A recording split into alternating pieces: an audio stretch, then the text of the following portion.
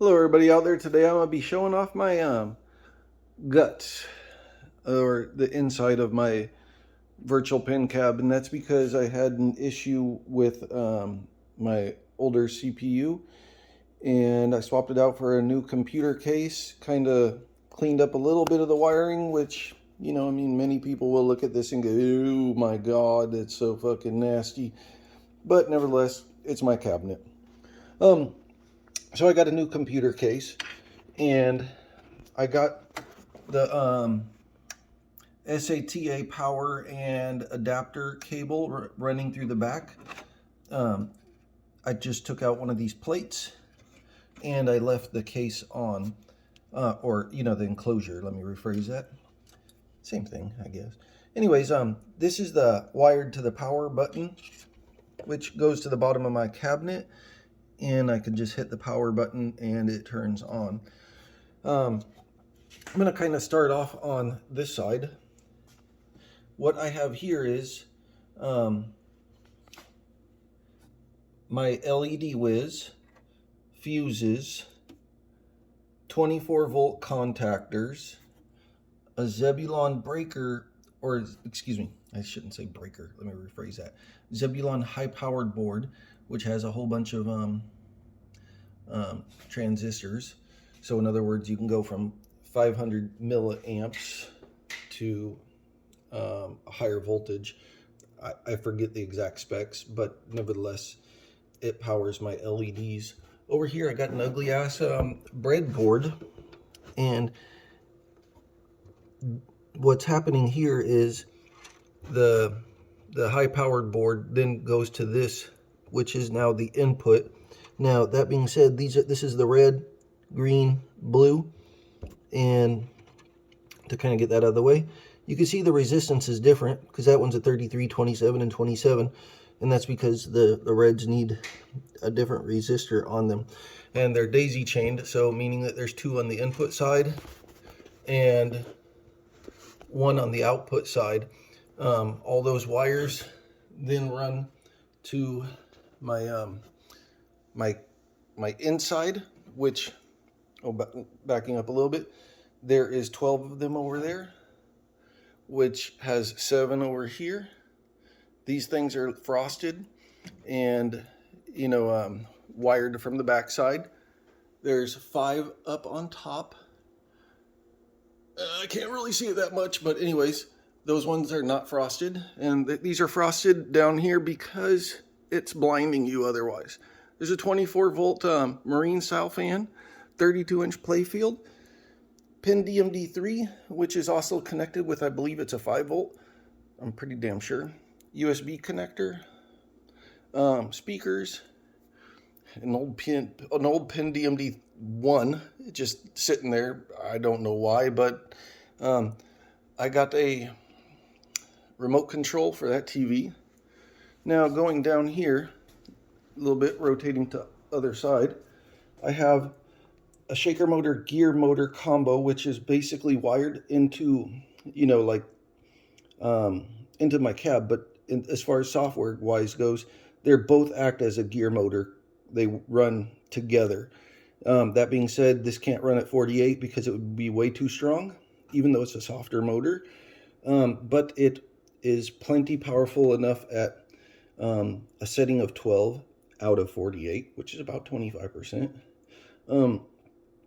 At 25% strength, it's plenty, you know, strong enough to act like a gear motor. So when Rudy talks, you could hear whatever.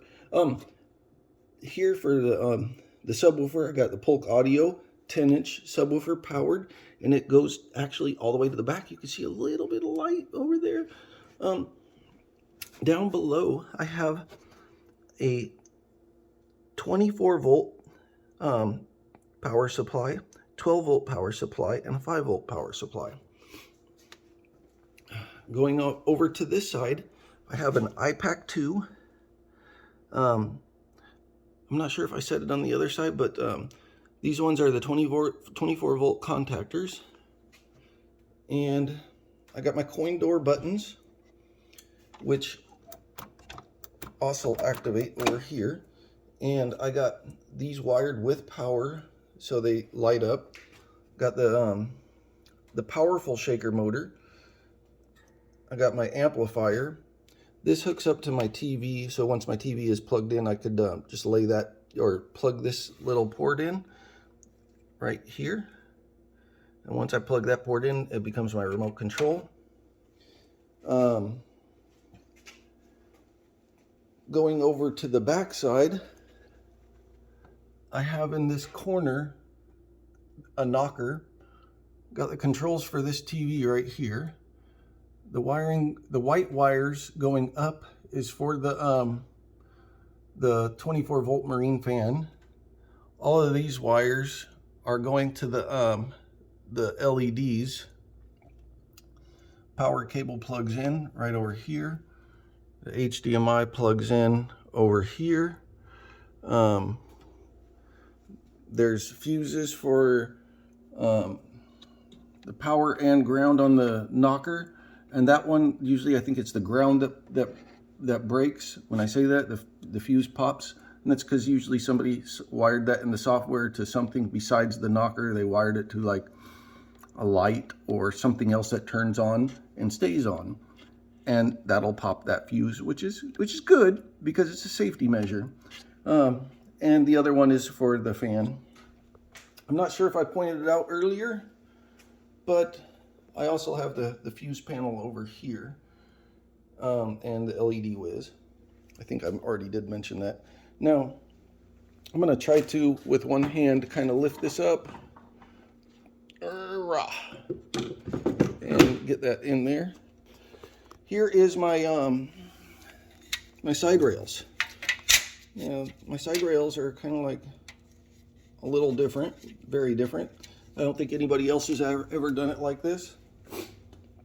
So instead of routing mine out, I basically cut the entire thing so it lays like that.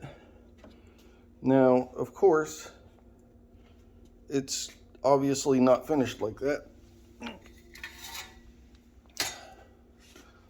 And this power cable for my TV is gonna fuck me up. So let me get that out of the way. Goodbye, power cable. Meet the fan. Okay, so I'm gonna just set this back. So normally I would rest the TV down in this area, and then afterwards I would put the rail, or the what do you call it, the glass trim wooden piece, and then this rail, which I'm demonstrating. It's so easy with one hand. Haha. I'm gonna cut myself now.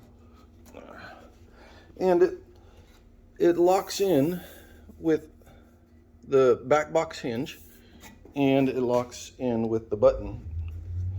That being said, you can see how damn close that button is from where the TV rests. And the TV rests right inside that channel groove, whatever you want to call it, all the way back. And whenever I'm pulling out the TV or putting it back in, and it lays on this side, basically I lift it up this much. Let me get onto the side. I lift it up this much on this side, slide it back that much, because that will then lift up the TV at a slight angle, and then slide it back a little bit. Now at this point I could lift it without touching the LED bar over here. So that's pretty much it.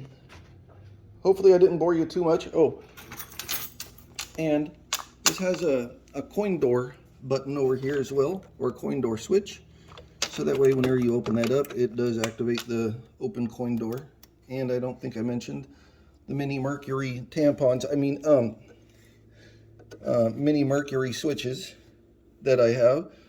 I got 3 of them, and they activate by, you bump the cabinet on the right, left, or forward, and it shakes the Mercury and then activates a tilt button. Nevertheless, that's pretty much it. I I hope you guys enjoyed the video, or maybe learned something, or maybe disliked something, whatever. Leave me some comments if you have any feedback for me. Thanks for watching. Bye.